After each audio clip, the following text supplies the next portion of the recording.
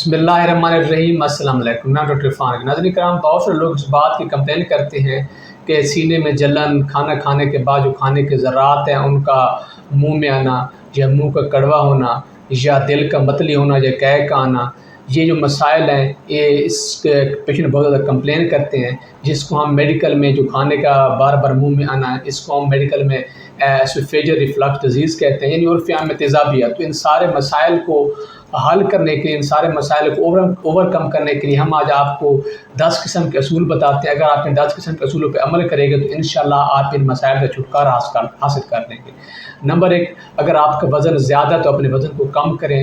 Number 2، جتنے بھی تلی ہوئی چیزیں ہیں یا مسالے والی چیزیں ہیں ان سے پرہیز کریں۔ نمبر 3، اگر آپ شراب نوشی کرتے ہیں، شراب پیتے ہیں یا سگریٹ نوشی کرتے ہیں اس سے پرہیز کریں۔ نمبر 4، اگر آپ اپنے جو کھانے کی روٹین ہے اس کو پراپر سیٹ کریں، ناشتے کی روٹین کو لازمی اپنائیں، اور جو رات کا کھانا ہے، رات کا کھانا کھانے کے بعد تھوڑی سی چہل قدمی کریں، اور رات کا کھانا کھانے کے بعد فوراً سو نہ جائیں، کم از کم 2 گھنٹے کے بعد آپ سوئیں، اور اس کے علاوہ پراپر کھانے کی روٹین بنائیں، اور کھانا جو ہے وہ پیٹ بھر کر نہ کھائیں، تھوڑی سی بھوک رکھ لیں۔ نمبر 5، بازاری کھانوں کو مجبوری کے علاوہ مت کھائیں۔ نمبر 6، ہر قسم کے بازاری جو مشروبات ہیں جیسے کولڈ ڈرنک، سوڈا، ان سے پرہیز کریں۔ نمبر 7، جو کپڑے ہیں وہ بہت زیادہ آپ ٹائٹ تنگ نہ پہنیں، جیسے کچھ لوگ ہوتے ہیں ان کے کپڑے بہت زیادہ تنگ ہوتے ہیں، تو کپڑے اگر آپ کے سینے والی سائڈ کپڑوں کے بہت زیادہ تنگ ہے تو اس سے بھی خوراک والی نالی پہ اثر پڑتا ہے، جس سے جو خوراک کے جو ذرات ہیں وہ منہ میں آنا شروع ہو جاتے ہیں، تو کپڑے بہت زیادہ تنگ نہ پہنیں، ان کو ڈھیلا ڈھیلا رکھیں۔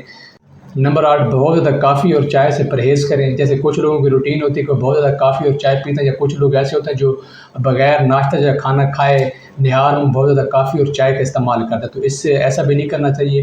تو بہت زیادہ کافی اور چائے جو ہے یہ بھی معدے کی تیزابیت اور جو کھانے کا بار بار منہ میں آنا اس کا سبب بنتا ہے۔ نمبر 9، اگر آپ ان مسائل کا شکار ہیں تو رات کو سوتے ہوئے آپ اپنا جو تکیہ ہے، سرانہ ہے تکیہ، اس کو چند انچ اونچا رکھیں۔ نمبر 10، آپ اپنے قریبی یا مستند ڈاکٹر کے پاس جا کے مزید معلومات حاصل کر سکتے ہیں۔ تو یہ تھی ہماری آج کی ویڈیو، امید کرتے ہیں آپ کو پسند آ جائے گی۔ جہاں بھی رہیں اپنا خیال رکھیں۔ پاکستان زندہ باد، اللہ نگہبان۔